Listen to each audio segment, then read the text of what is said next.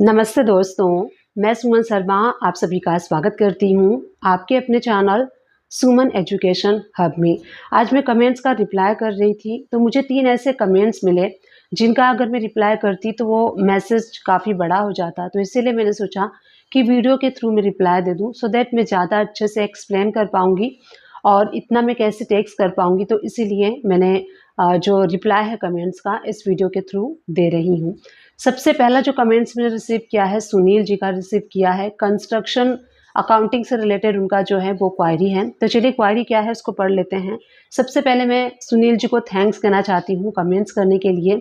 Please इसी तरीके से कमेंट्स करते रहा कीजिए और मुझे सपोर्ट करते रहिए। तो उनका कमेंट्स ये है कि हेलो मैम, कंस्ट्रक्शन का काम 4-5 साइट पर चल रहा है और हर साइट पर अलग अलग पर्सन है जो अपनी अपनी साइट पे पैसे खर्च करता है। जैसे कि लेबर को कुछ सामान दिलवा दिया, अपने लिए रसोई का सामान खरीदा या फिर सिलेंडर खरीदा एक्सेट्रा। तो उनकी एंट्री कैसे होगी मैम? उनका ठेकेदार द्वारा दी गई अमाउंट की अकाउंटिंग कैसे होगी? वो सैलरी तो नहीं होती है उनकी, फिर एंट्री कैसे होगी?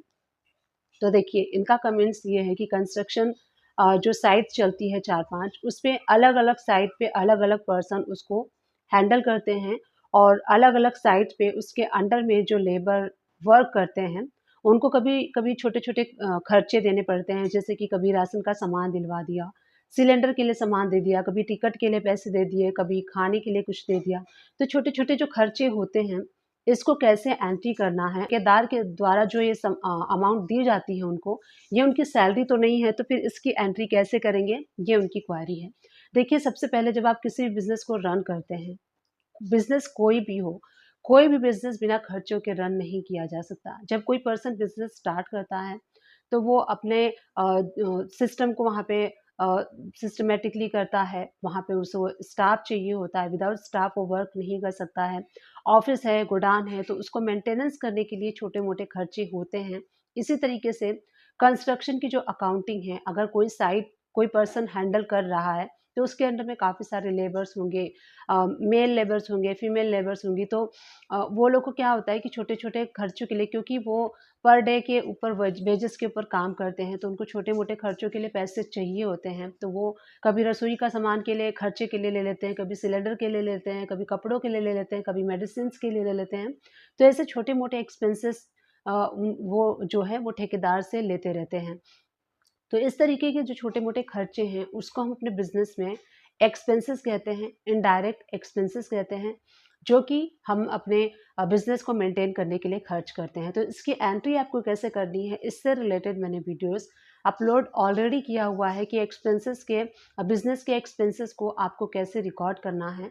तो आप मेरे वीडियो को सर्च कर सकते हैं अगर आपको प्रॉपर एंट्री देखनी है। तो आप गूगल में या फिर यूट्यूब में जाके सर्च कर सकते हैं इनडायरेक्ट एक्सपेंसेस एंट्री बाय सुमन एजुकेशन हब। इस तरीके से आप सर्च करेंगे तो आपको काफ़ी सारी वीडियोस मिल जाएगी। इससे रिलेटेड मैंने काफ़ी सारे वीडियोस बनाए हैं। उन वीडियो को वॉच करके आपको इस सारी एंट्रीज को बुक कर लेना है। चलिए प्रैक्टिकली मैं बता देती हूँ।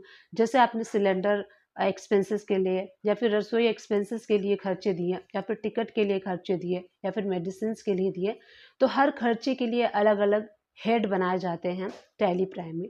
जैसे कि अगर आपने मेडिसिन्स के लिए दिया तो मेडिसिन्स एक्सपेंसेस, मेडिकल एक्सपेंसेस करके आप लेजर क्रिएट कर सकते हैं अंडर इनडायरेक्ट एक्सपेंसेस के।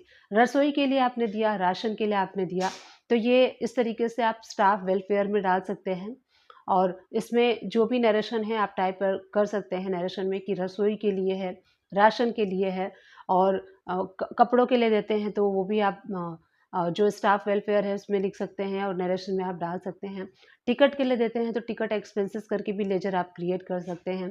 ट्रैवल एक्सपेंसेस के लिए देते हैं तो ट्रैवल एक्सपेंसेस के लिए भी लेजर को क्रिएट कर सकते हैं।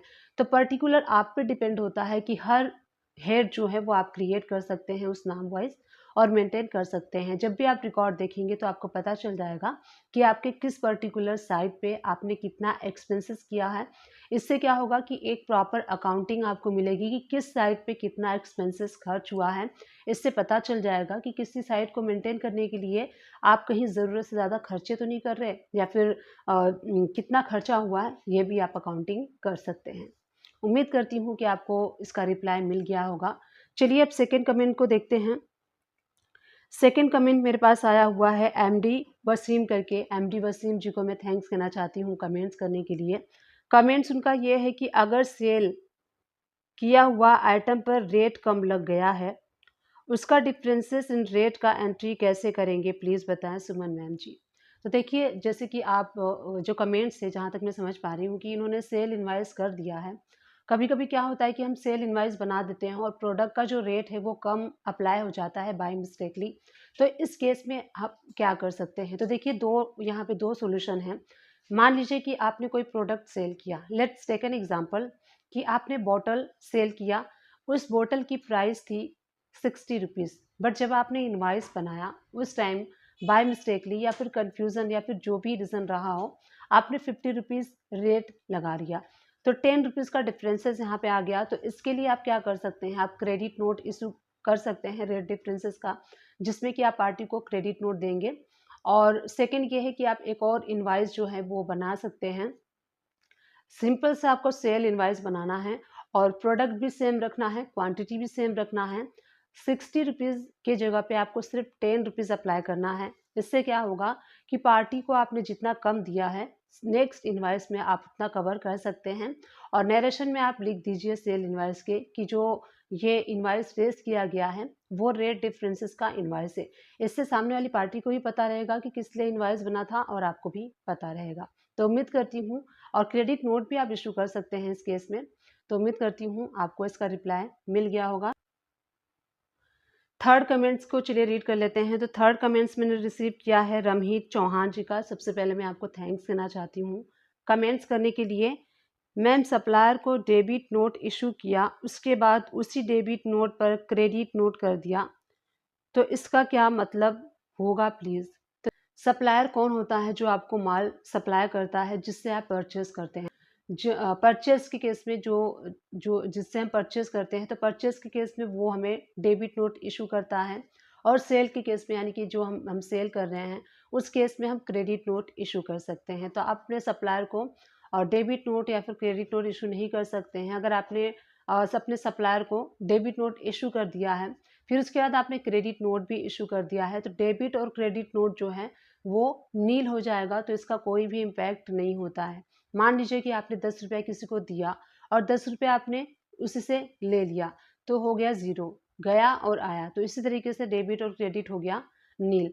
बट सप्लायर के केस में आप जो है डेबिट नोट इशू नहीं कर सकते हैं। बट आपने बाय मिस्टेकली कर लिया, फिर उसके बाद आपने क्रेडिट नोट भी इशू कर दिया, तो वो नील हो गया, उसका कोई मतलब ही नहीं है, गया और आया।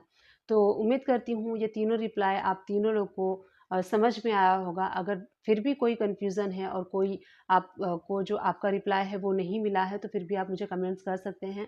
मैं और ट्राई करूँगी अच्छे से एक्सप्लेन करने का, अगर आपकी क्वेरी का सॉल्यूशन आपको नहीं मिला है। Thank you for watching, keep watching.